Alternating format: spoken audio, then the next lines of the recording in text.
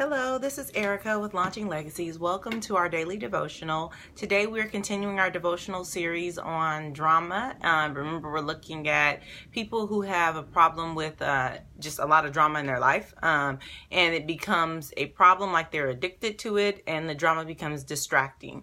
So first I want to let you know that if you are a person who has people who are very dramatic around you, you would not be the first, and you're sure not going to be the last. But if we go back and look at the Bible, we find actually a lot of examples of dramatic people, but one in particular, a family that has a lot of drama that makes it easier for us to understand what's happening. Remember, yesterday I gave the suggestion that if you are the person who is causing the drama, that you have to learn to be accountable. That's important. If you are the person who usually runs away from the drama, that you need to learn to stand and recognize how to handle the situation more appropriately. We separate the behavior from the person. And then thirdly, I can't remember what the third piece of advice was. No, if you're not either one of them, you need to be able to pray, right? And so the third person represents somebody who maybe is not running away from it or causing it, but sees it and needs to be an intercessor. They need to be praying. So those are the three pieces of advice that I gave you. But let's look at a story from the Bible. I think I talk about this story often when I talk about dysfunctional families. And so we'll look at the story of David, King David. No, not a hard thing to imagine, because if you know anything about the story of King David and his family, things get real dicey.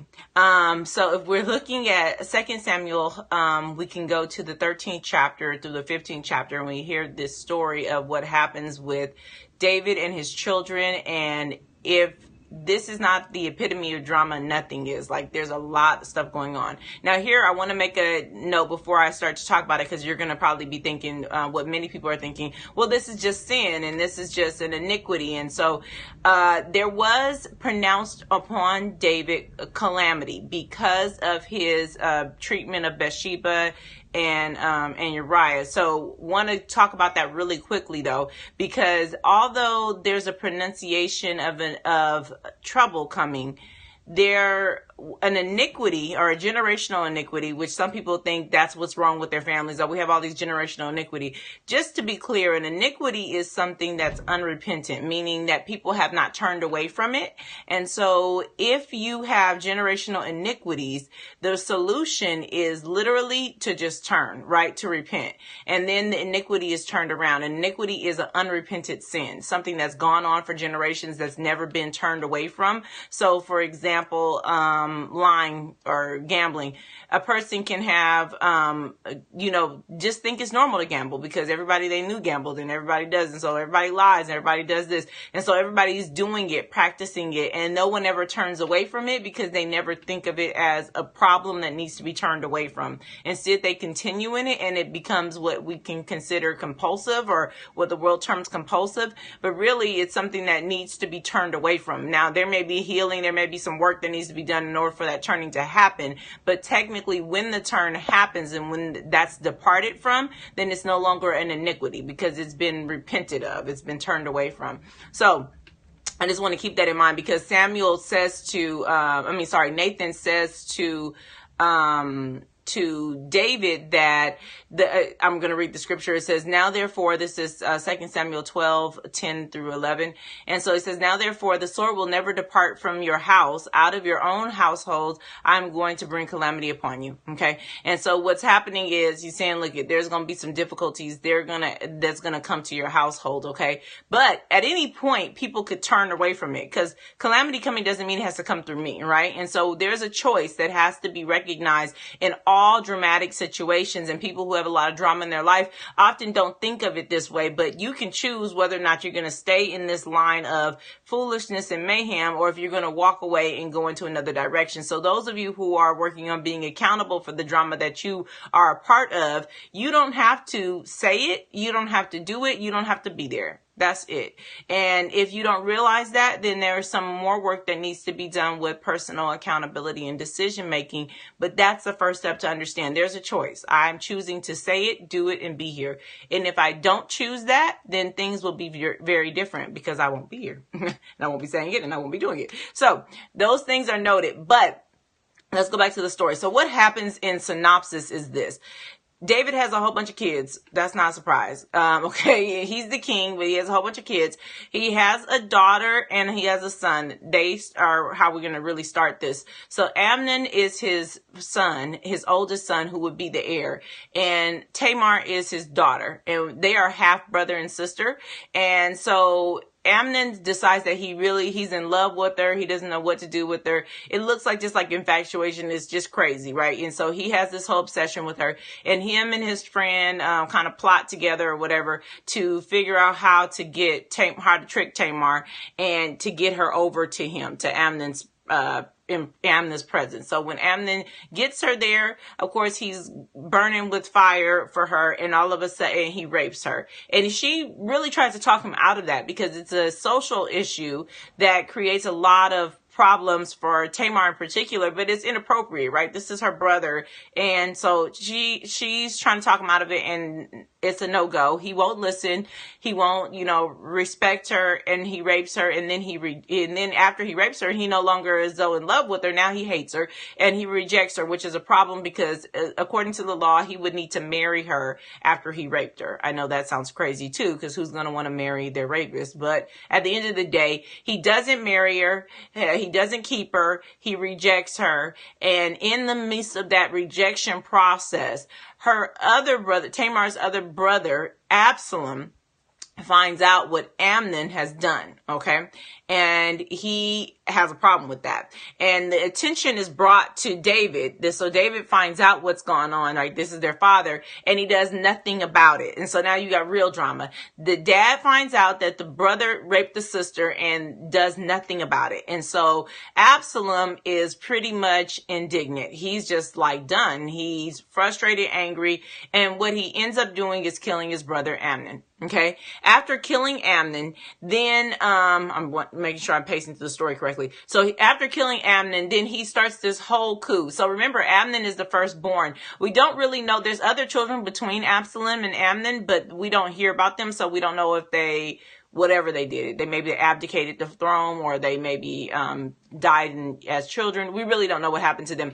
But what's next is now Absalom realizes that he should be taking the throne. And so he starts with this big giant coup. And at some point, his father is even running away from him, and he's going to try to take the throne. He also sleeps with David's concubine, which is, of course, inappropriate. The concubine is the king's, but he sleeps with her and does all this public showing of him being a demonstration of goodness and the next ruler. So imagine now he starts a campaign against his father. It's drama, drama, drama. Okay.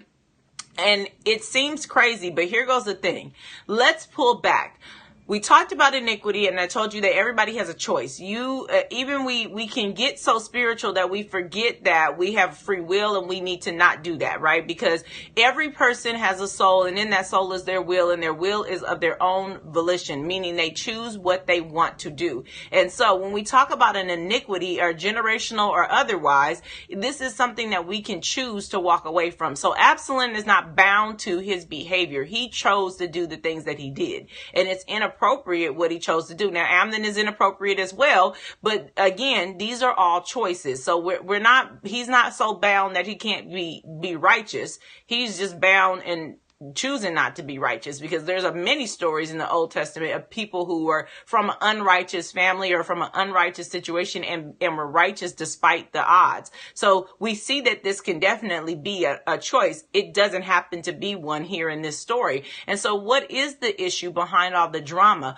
Well, one is there's a feeling of injustice. And so we find that drama typically comes and stems in a family in particular from these systems or feelings of injustice or lack of control. Like there's something really wrong here. And so Absalom, maybe his whole intent was to take the crown, and that's why he killed his brother Amnon, who was the natural successor.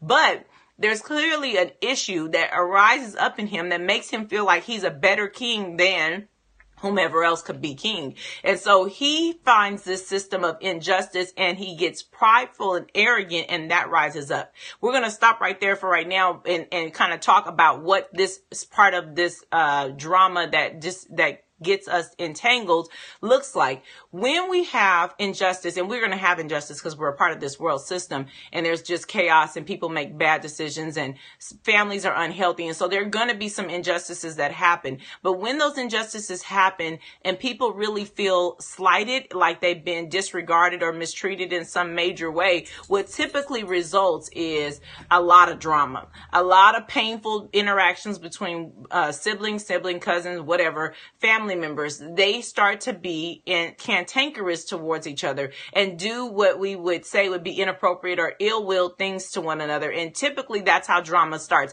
Even if it's just gossip or a slight word or somebody said this or you borrowed this and then you didn't treat it right. There's a complete, when injustice and a lack of control kind of filters into a situation, it makes chaos bring itself to the forefront, and there's a disregard for the value or the esteem or the integrity of things. And so what we need to be mindful of, if we're the people who cause that drama, if that's one of us, that's okay, we have to recognize it, then we need to be accountable to where are you hurt? Where do you feel like there's been a lack of justice?